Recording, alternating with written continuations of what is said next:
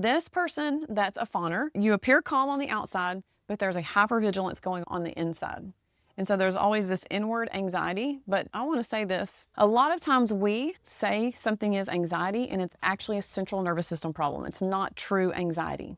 It is your body not feeling safe, which is a central nervous system state. And if you have physical symptoms going on and you don't ever address what's going on with the central nervous system, the physical symptoms will never go away.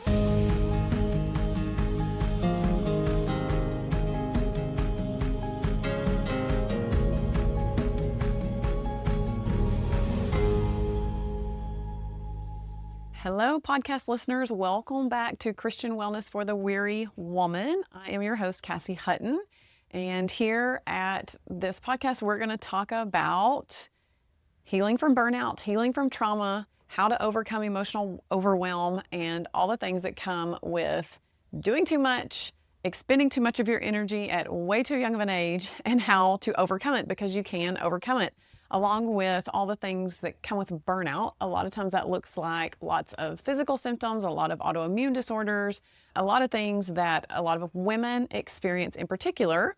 And one of the first things that happens for us as we begin to spiral down into this cascade of anxiety, health issues, and things going on, it's that our number one thing that begins to happen to us is a little something that happens when our central nervous system doesn't feel safe. And so as women, especially women, one thing that God created all of us and designed all of us to feel in order to be happy in this world, in order to be fulfilled, and in order to give us strength to keep going, is that we have to feel safety and connection. And so I don't just mean physical safety, okay? Men are stronger than us, so God has given us a man in a relationship to create safety, but their job is not to create physical safety actually in our lives, although that's a huge deal. But I think that there might be some misconception for a lot of men who may not realize that their number one job is actually to create emotional safety for their wife and for their daughters. Because one thing that a woman must feel in order to have that intimate relationship with her husband is to feel a deep emotional connection with him. And then things like intimacy in the bedroom actually begins to get deeper and stronger. And there's this much greater desire for the woman to have with her husband. But if she doesn't feel that, if she didn't feel that as a child, if she didn't feel that growing up, and then let's say she gets married and then she brings that into her relationship and she brings those quirks, so to speak, into her relationship, and she begins to get triggered when her husband does certain things or when people around her do certain things, and she hasn't learned to become aware of these issues, she thinks maybe it's part of her personality or whatever it might be, then there are parts of her that are going to continue to spill over and create actually like a negative response in her life. And so I want to paint this picture for you. I hope I'm making sense, but I titled this episode, The Sin, let me see what I called it, The Sin of Being Too Nice. And so I want you to think of this on two opposite ends of the spectrum, because we may not think of sin. We know that the Bible says not to please man. We don't want to be people pleasers. We want to please the Lord. But what we may not realize is there's people out there that when they don't feel safe, when they get too stressed out, they turn to things like drugs and alcohol, and they are very outwardly sinning. We can see it with our eyes. It's tangible. We can basically touch it, and we know like they're living in sin, but the underlying issue a lot of times is that their central nervous system is not able to handle the stressors in their life, and so they've turned to these things in order to cope with the situation. On the other hand, you have the good girl, okay? She is completely opposite. The good girl, she tries to make sure everyone is pleased. She tries to make sure she does everything to keep any type of volatile situation. She hates conflict whatsoever, so she will do anything to make sure that she resolves the conflict. She makes sure to stay out of conflict. She sees conflict as bad. She sees that anytime someone gets emotional, there's negative emotions around, that she needs to be the one to fix it. She'll take it on as though she's the one that can fix it, or as though she can do something to alleviate the pain that's going on, or alleviate this what she's perceiving as a negative situation. Okay. And so this is what we call fawning, or the good girl type, or the people pleaser type. And what we may not even realize is that we might not even realize that we're doing it. So I want to bring just awareness, first of all, through this podcast episode today, that this is what fawning looks like. So it's a central nervous system response, because it's just like a fight or flight response, fight, flight, or freeze. You've heard of those, but we don't talk about fawning near as much. So it's when the body's basically been in a fight or flight state for far too long. And it's like, okay, I've been fighting all that I can fight, and now it's time to shut down. And that's when a lot of time we see the freeze response as well, is that happens when you can only run 90 miles an hour for so long before you run out of gas and the car shuts down. And that's basically what begins to happen in a lot of women who don't recognize this beforehand, and their body has to shut down. And so we see fawning begin to step in. It's because someone's been stuck in a sympathetic state for far too long. So the fight or flight is the sympathetic, and they begin to move into the parasympathetic state, which is, if you think of paralysis, so that's the freeze state, because they've been in fight or flight too long. And so we can see fawning begin to step in a much more heightened sense when someone becomes frozen, so to speak. And let me paint a picture of this woman for you. So let's say she's married and her husband comes home for the day and he is upset. He might say something to the children that's a little bit inappropriate. She doesn't like his tone of voice. She immediately gets on guard. Now she's taken on her children's emotions because her husband has upset her children, and she's now angry at her husband, but also, how can I stop my husband's emotions? What can I do to soothe his emotions? These emotions are bad. She perceives it as that. And so she begins to immediately start rummaging around the house. What's his favorite dinner? What are some things I can do to be sure that his physical world is much more pleasant around him, so that he will see that things are okay?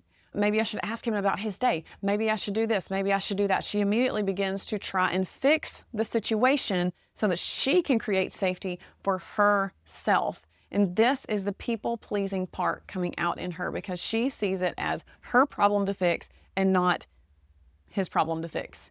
And she shuts her mouth. She doesn't speak out to him. Hey, that really upset me when you talk to my kids that way, our kids that way. I don't appreciate that. They're upset now, and you need to go talk to them and fix it.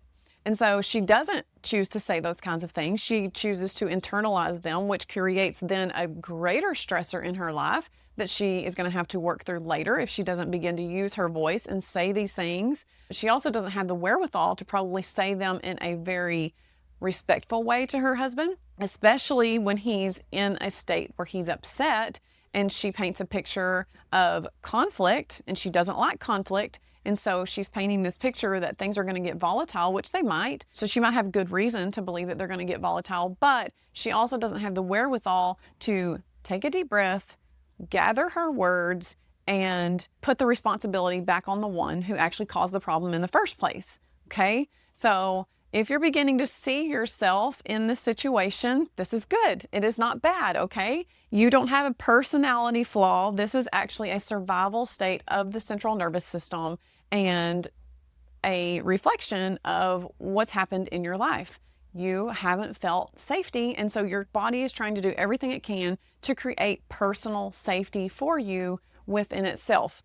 One of the things that you can begin to do is, number one, recognition. This is the absolute best thing that you can do to calm the central nervous system, but it's to pause, because this woman also says yes to everything, right? She says yes to everything. And so that's one of the first things that you can do, is start saying no to things. Start saying no and setting boundaries for you and your children and your family, and learn how to pause, right? So this is a big thing with me and my kids. I had to learn to pause when they ask me 1,000,001 questions for the day or for the week, and we've already got 1,000,000 things going on, and I'm already stressed out as it is, and I've already got lots of things going on in my brain. And then they ask me another question, and you know what? Okay, we have to take a deep breath, and I'll gauge it for myself. How do I feel about that? Like, is there peace on it? No. Then no, we're not doing it. And as soon as I say no, yep, there's the peace. That is what works. And have to get over the fact, like, preparing myself for my kids' emotions. Yes, they're probably going to throw a fit. Yes, they're probably going to get upset about it. Yes, all the things, but that's also their emotions to work out, and they get over it rather quickly. And a lot of times, sometimes I will explain to them like what's going on and why we can't do it, and remind them that they'll get an opportunity to do that thing later, or remind them like, you did that last week. You did that last week. So it's okay. It's not going to kill you. But their emotions make us think that it's terrible. They're going to die if they don't get this thing, right? And so it's really easy for a fawner to take on those emotions and to feel like they're the ones that caused the problem, and that now they're the ones that needs to fix the problem. I just want to read off some things that if you have the fawn response that you might do. This is obviously a huge one for me. If you can't tell, I'm able to paint a really good story of this woman because it still happens, and I still have to be aware of it and what I'm doing, although I've gotten way better at especially not taking on my kids' emotions. I feel myself take on my kids' emotions a lot more, and it really happens when I feel like their dad is the one that has upset them. It's just the difference in the way we parent and the difference in the way. So it's never like not coming from love, and I've had to teach myself that, see the perspective of that. That's a big one, to shift your perspective around just the simple way that your spouse's personality comes out and the way that he sees discipline, because it's never not out of love. And I think that's the number one thing that we have to realize when we're thinking about conflict and we're thinking about things that are going on that make us nervous and make us have a lot of anxiety. It's okay, but do they have the other person's best interest at heart? And if they do, then there's a big sign for you to take a step back and ask yourself, okay, then why am I feeling this way? Where is this coming from? How can I shift my perspective around it? And how can I also have a healthy conversation with my spouse so that he can help me work through this? Because that's a big one. That's really something that is going to help you if you can begin to feel safe enough to open up the conversation with your spouse and let him know, hey, this kind of bothers me. And I'm not saying that it's your fault that it bothers me, but it's something that I need to work through, and I really need your help in this. Could you, while we work through it, be aware of your tone with the kids, or the way that you're saying this, or what's going on, especially if it's the first thing that happens when you get home from work and you've had a bad day and you're a little bit stressed out. I want to make it a safe place for you, and I want to make it welcoming for you, but it's hard to do that when you bring your stress home, okay? So just find the words to do that and find a good time to do that. That's always helpful. So this person that's a fawner, she or he, but we're going to talk to women here today. You appear calm on the outside, but there's a hypervigilance going on the inside. And so there's always this inward anxiety. But I want to say this. A lot of times we say something is anxiety, and it's actually a central nervous system problem. It's not true anxiety. It is your body not feeling safe, which is a central nervous system state. And if you have physical symptoms going on and you don't ever address what's going on with the central nervous system, the physical symptoms will never go away, which we're going to touch more on that in a minute. You know, I'm going to talk about HTMA testing.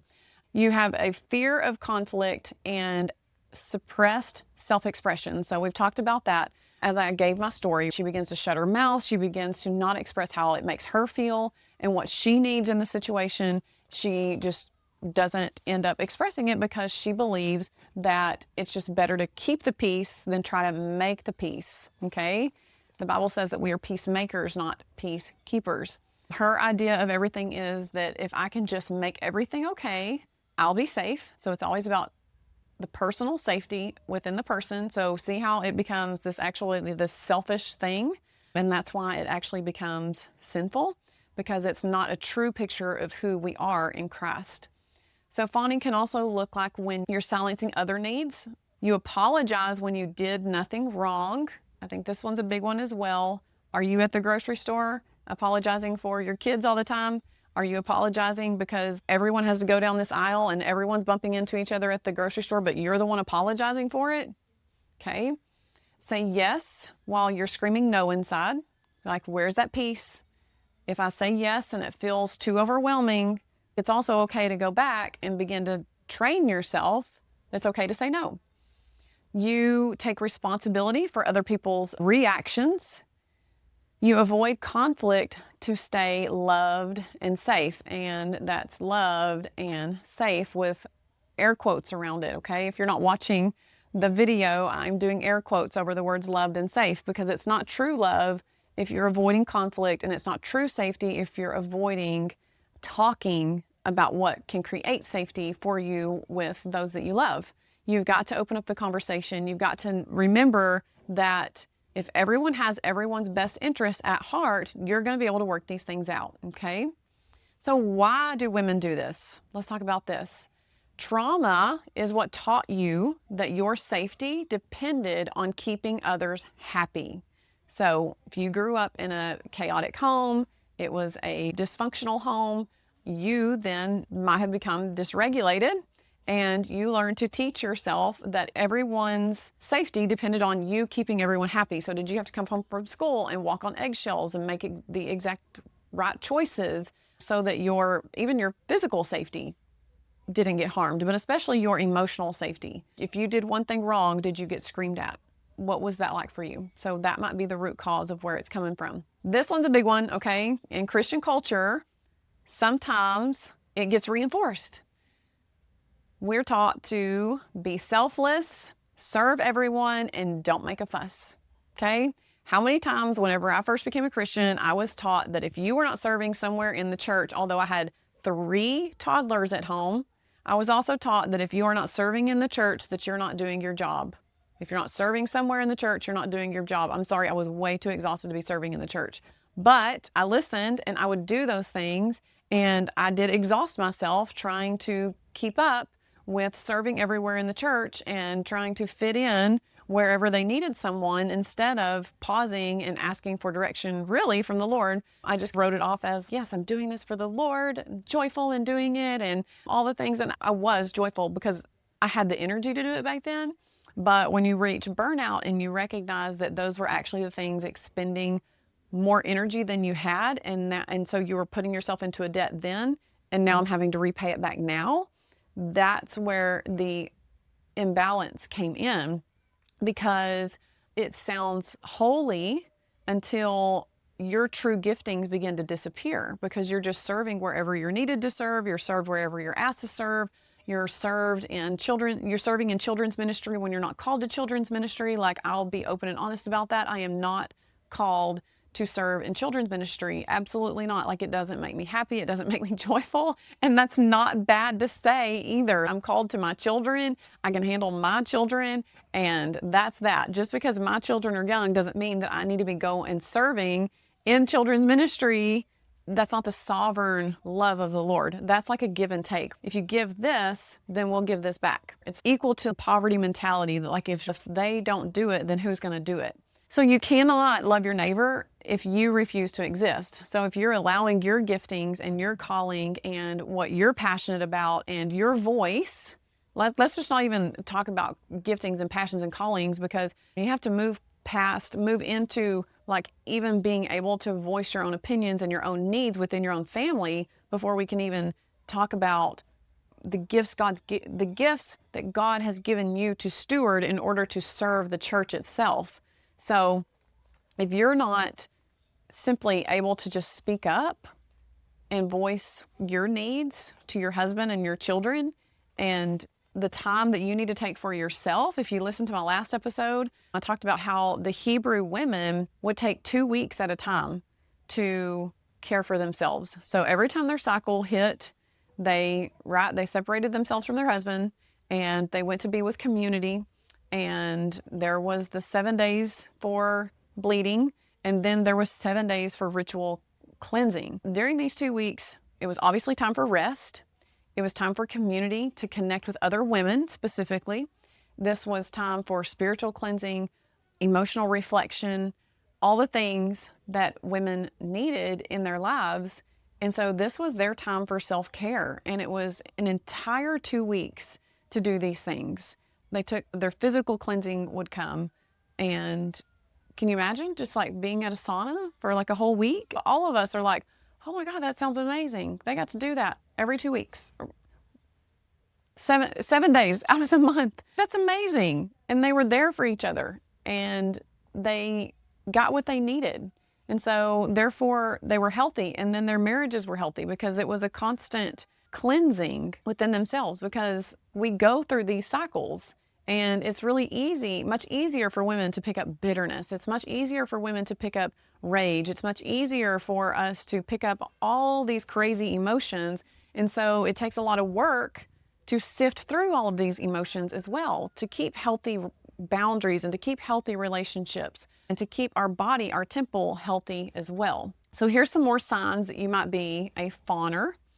You're exhausted from holding everyone else up. Have you ever watched families fall apart when someone passes away and that person that passed away seemed to be the one that just held everything together? And they might have even had a dying wish or something like that because there was a personal safety that they felt by seeing everyone together. So they created this space, not realizing that it actually was keeping conflict at bay and never letting the problems rise to the top so that they could be sifted through, so that there actually could be true healthiness underneath. Underneath the keeping it all together was all of the bitterness, all of the rage, all of the unresolved conflict that was just festering. And then the family falls apart because the fawner was never allowed to come to a head.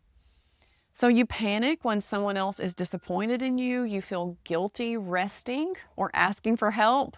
Hello, women, again, never giving yourself time to rest. And listen, resting doesn't look like sleeping. Resting looks like going outside, sitting in the sunshine, and enjoying yourself, whatever it might be, okay? Resting looks like going outside and watching your children play. Resting looks like doing something that you enjoy. It doesn't necessarily mean you're laying your head down on a pillow and taking a nap, although it can, okay? If that's what you enjoy and that's what brings you rest, then do it. But when I say rest, I am talking about doing things that you enjoy. Scheduling in time and a place for you to go and enjoy yourself. This is resting, okay?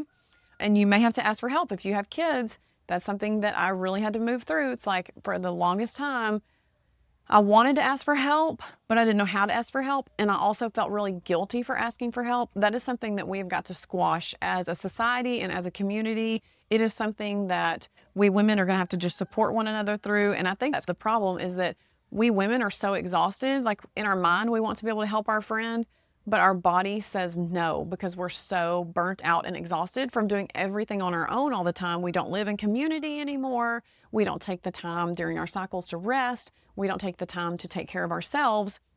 And then on top of that, we're eating all the junk food and buying all the starchy carbohydrates that our body can't process very well. We're drinking the drinks that our body can't process very well, and we're not staying hydrated.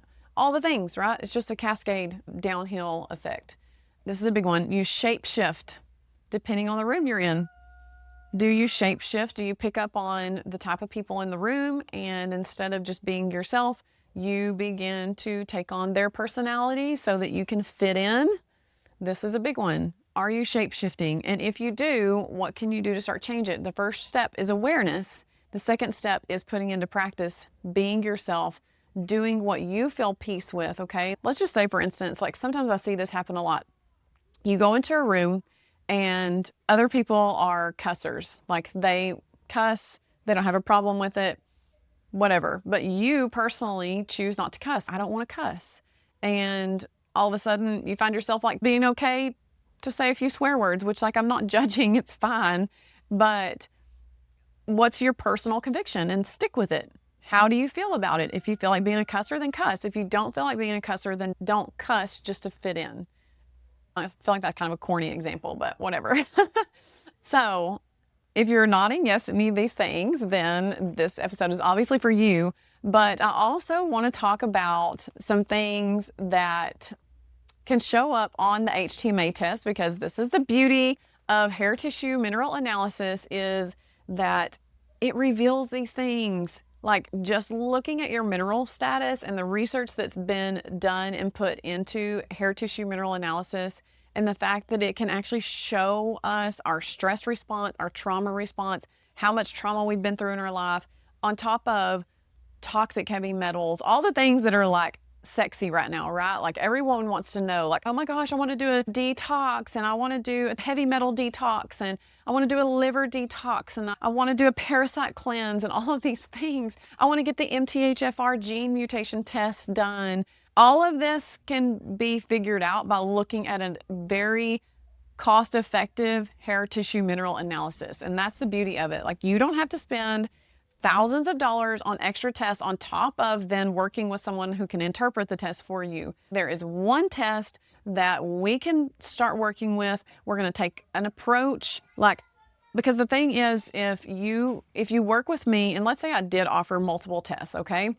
Let's say I did offer the Dutch hormone test. Let's say I did offer the SIBO test. Let's say I did offer different gene mutation tests. The approach that we're going to take based on your symptoms and what's going on in your life and what your goals are for your health, by doing all of these other expensive tests, it's not going to change the approach that we take based off of your HTMA test. That's the beauty of it. And I think that's what most people don't understand. Like, they want to know what this test reveals. Do I have a gene mutation? Do I have SIBO? Do I have parasites? Do I have toxic metals? But like, you're never going to get rid of the toxic metals if you don't get rid of your toxic lifestyle.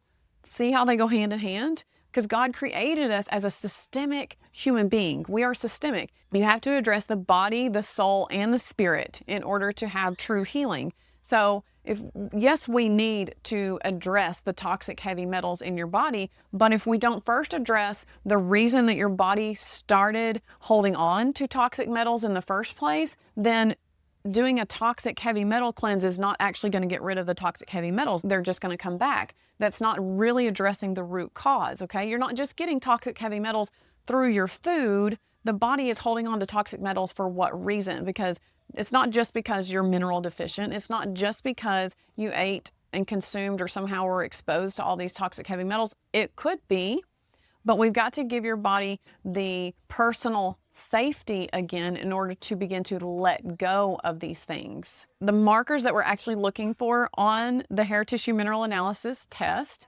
is potassium, sodium, and magnesium. And then we're also looking at ratios of those 4 minerals across the board to help us see how the body's reacting to certain things: thyroid, adrenals, gut health.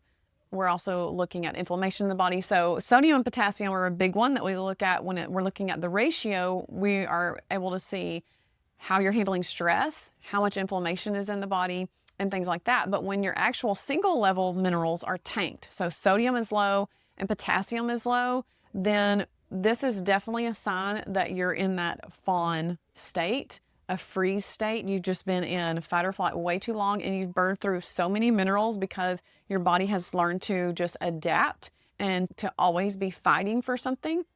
And it's never gotten into that state of being able to really just rest and digest. The body is basically forcing the body into rest and digest and beginning to shut down everything. The metabolism begins to slow down. Your brain fog, inflammation increases. We see lots of fatigue in this state, and then a lot of health issues begin to arise because you need sodium and potassium for every cellular response within the body. So every cell in the body has this sodium to potassium pump, which is also a lot to do with hydration in the body. These 2 minerals make sure that hydration gets into the cell and then out of the cell, and that it's constantly working back and forth in order to hydrate the body and remineralize the body. And so your sodium is related to the fight or flight response. And so if your sodium, if it comes back on the HTMA test really low, then we know at some point everything that goes up must come down. So we know at some point your sodium was really high. And so you were stuck in that fight or flight response for a really long time. This is also when magnesium will go up. This is when potassium will go up, and everything begins to get thrown way out of kilter, because if you are going to mess with one mineral in the body, they're all going to be messed with. You can't just the lie of like, just if you have low magnesium or you have anxiety, just take some magnesium. If you take magnesium, you're going to throw a lot of other things off in the body because magnesium is antagonistic to other minerals in the body, okay? And so the sodium ratio or the sodium level on your HTMA test definitely reveals a lot about the fight or flight response. And so when it's tanked, we know that you're out of fight or flight response and your body has shut you down. It is forcing you into shutdown mode, which is definitely where I found myself at. It was like literally night and day difference. One day I felt okay, and the next day it was like, okay, there's something terribly wrong. I have no energy. I have no wherewithal to get through the day. I can't handle the motherhood anymore. I'm crying by noon every day because I literally have no energy to meet the energy demands of the day. It was terrible. It was a terrible time.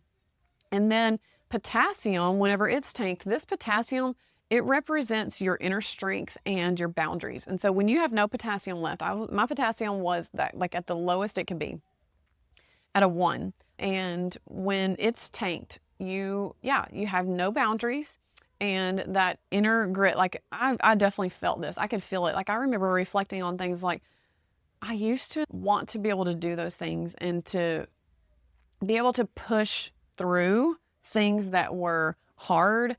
I used to be able to push through things that made me uncomfortable.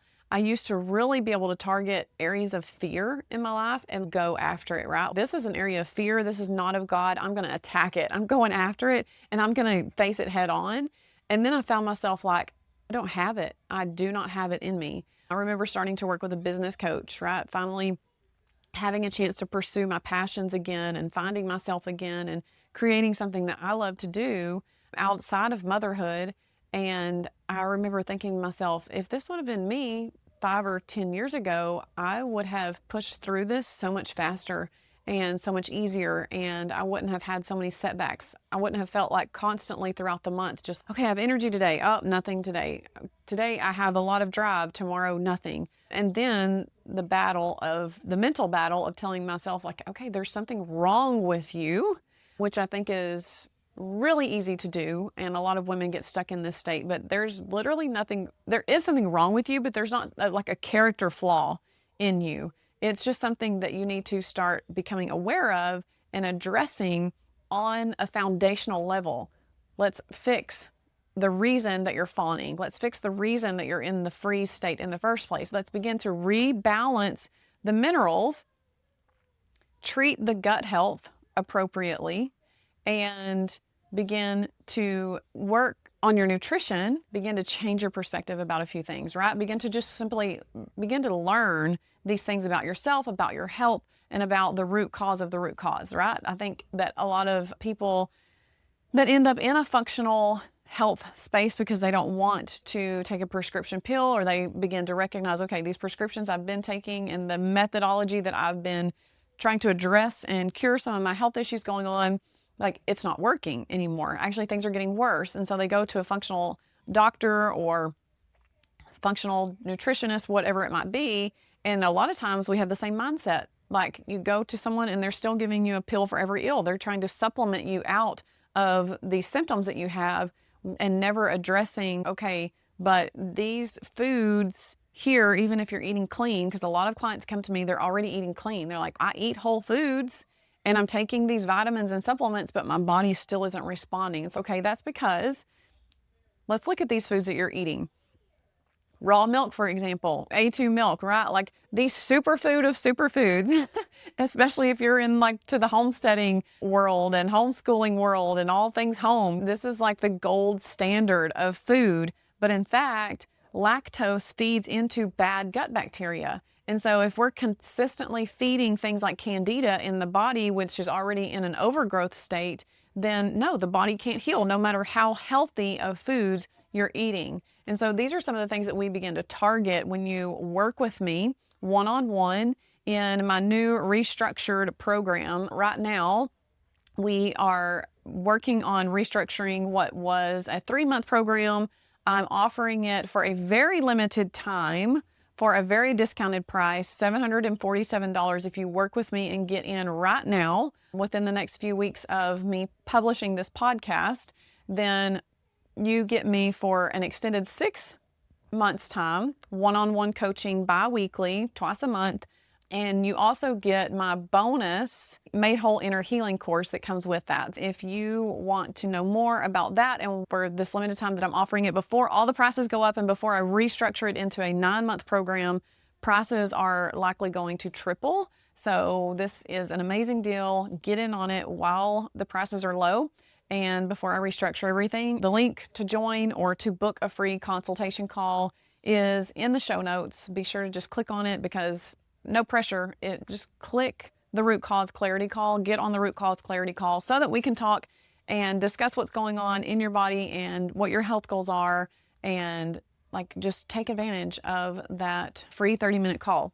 So I want to end the podcast with this scripture. It was so good. When we're talking about people pleasing, there's lots of scriptures in the Bible that say, don't please man, make sure that you're pleasing God.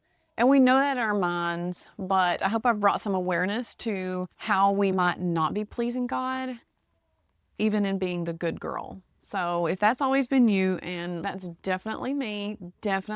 I remember whenever I went to my family and I told them that I was fixing to begin writing my book and publishing my book, and I told them that this book is about my experience with having an abortion when I was a teenager. And I shared that with them. I remember some family members just being like it kind of was a humbling experience, because they almost had put me on such a pedestal that I was like this untouchable girl that never did anything wrong. And so when they realized that I too am human and I'm not untouchable, and that I also make very poor decisions in my life, it was kind of where I was able to relate to a lot of them, or maybe they were able to relate to me better. But I no longer was the good girl in their eyes, even though in many ways I might still was. But it was a very eye-opening experience for me. Not that I realized at that point that being the good girl was being equivalent to being a fawner, and that it was actually a fight or flight response in the body to create that personal safety. I definitely was that girl, is all I'm trying to say. So here's what Paul has to say in Galatians chapter 1, verse 10. I'm obviously not trying to flatter you or water down my message to be popular with men, but my supreme passion is to please God. For if all I attempt to do is please people, I would not be the true servant of the Messiah. And so if you are a people pleaser, if you are that person that tries to fix the situation and you see conflict as a bad thing, I think that's the number one step. Let's talk about those steps that we want to take in order to break these tendencies and to move forward. One of the biggest things that I would ask you to do, or encourage you to do, is to become aware of these tendencies. If you need to research it more and talk about it more, then do that. What are your exact tendencies? Do you only do this with your husband? Do you only do this with friends? Do you only do this when you're in a big group of people? Do you only do it maybe around those from your childhood that you know you don't feel safe around, or these people in particular that you grew up with did these certain things, and so when you get around them, you act that way again? What is it? Who is it? What's the circumstances? Begin to really define that in your life. Take notes about it and become aware of it. And then the second step is to pause, okay? When you're in these situations and you are realizing that your voice is shut down, you're realizing that your needs are not being met, it's time to pause and begin to recognize it. Begin to give yourself permission to speak up again. Begin to give yourself permission to be seen again, and to begin to value yourself again in these situations and around these people, okay? It's also okay to just hit pause. This is another thing you can do. Say no to certain things. Again, for me, it's especially my kids. For you, it might be somebody else, but begin to say no. Begin to start taking things off of your schedule, because when you begin to take those things off your schedule, you're then able to schedule in rest time, things that you enjoy, and not staying in this continual looping cycle of being constantly overwhelmed, constantly doing too much, constantly going too many places, running your kids around, all the time. Not that I am doing all of those things perfectly either. I have to take things off my schedule often, but one of my main things that I have definitely overcome is just speaking out my needs and opening my voice and saying, this isn't working. I felt this certain way when you did this, and now let's talk it out. I'm definitely making a conscious decision not to hold on to it. And even after we've talked about it, if I feel that I am still holding on to something, if I feel like I need to say something more to the person, I will. But a lot of times it's just me still having to like chew on it and digest it so that the body can expel it, right? Because that's just the way things work. The same way the physical body works, it works in the emotional and spiritual way too. And so we're always digesting these things, always moving forward in these things. And so with that, I just bless you guys. I thank you for listening today. And I think the next episode is going to be on fiber and the gut and talking about why fiber is actually not good for you if you are experiencing chronic health issues. And because the world and the weight loss world especially will talk about how good fiber is, and although it can be really good, it can also be very detrimental. And so that's what we're going to talk about in the next episode. I will see you there.